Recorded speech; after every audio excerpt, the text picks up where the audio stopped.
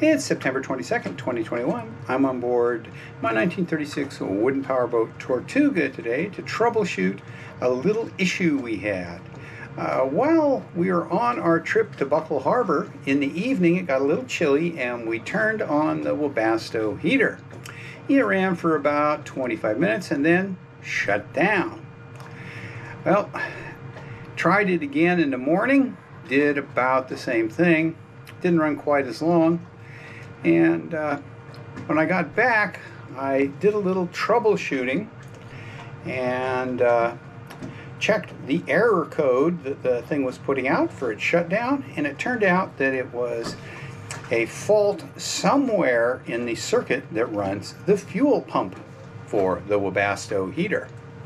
So today I came over and I troubleshot that circuit, and I have to say that the connectors that Webasto uses for some of its plugs are a little bit funky, and that if you're not really careful with them, when you open up a plug and then reconnect it, it simply pushes the connectors on the other side of the plug out, and they don't make very good contact. And that seems to be what happened.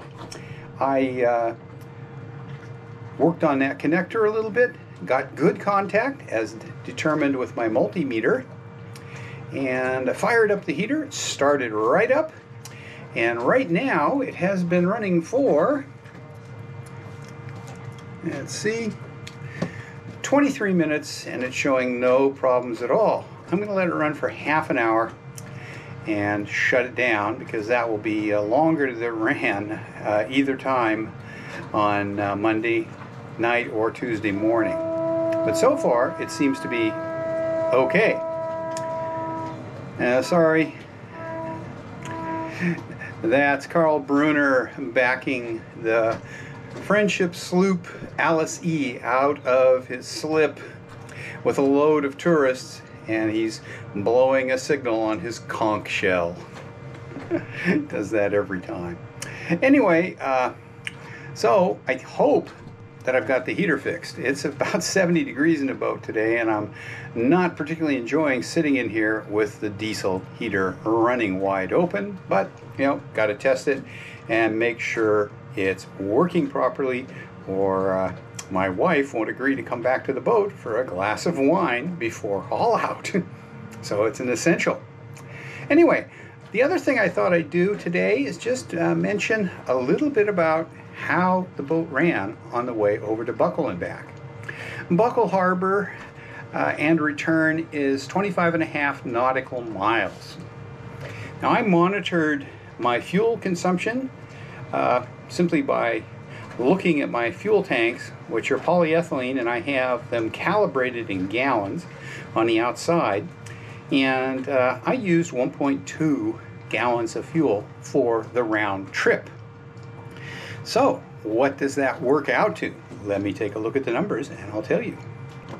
So Tortuga used an average of 0.23 gallons of diesel fuel per hour of operation, and my mileage, if you want to look at it that way, was 21.2 nautical miles per gallon of diesel, which isn't too bad. Now that's comparable, when I convert back to statute miles, to about what I get with my Dodge Ram pickup truck.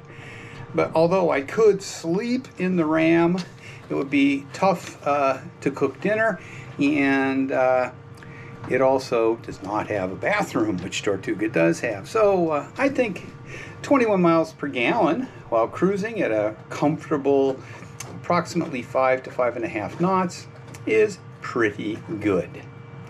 So that is what I have to say today. Just a very short video to tell you about a little problem that I think I have fixed. I hope I have it fixed. And also to tell you about Tortuga's fuel consumption on a 25-mile trip. So Tortuga can be a little expensive to operate. Diesel fuel right now is $3.15 a gallon. So I figure I used about $3.75 worth of fuel for my 25-mile trip. So, I'm not unhappy with that. Anyway, just thought I'd put those two things out there. Thanks for watching. Hope you enjoyed this little snippet about a little maintenance on Tortuga and her fuel consumption. If you did, please give me a thumbs up.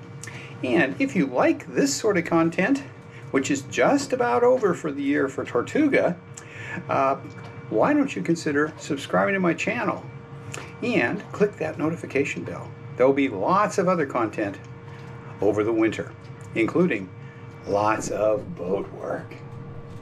Thanks for watching.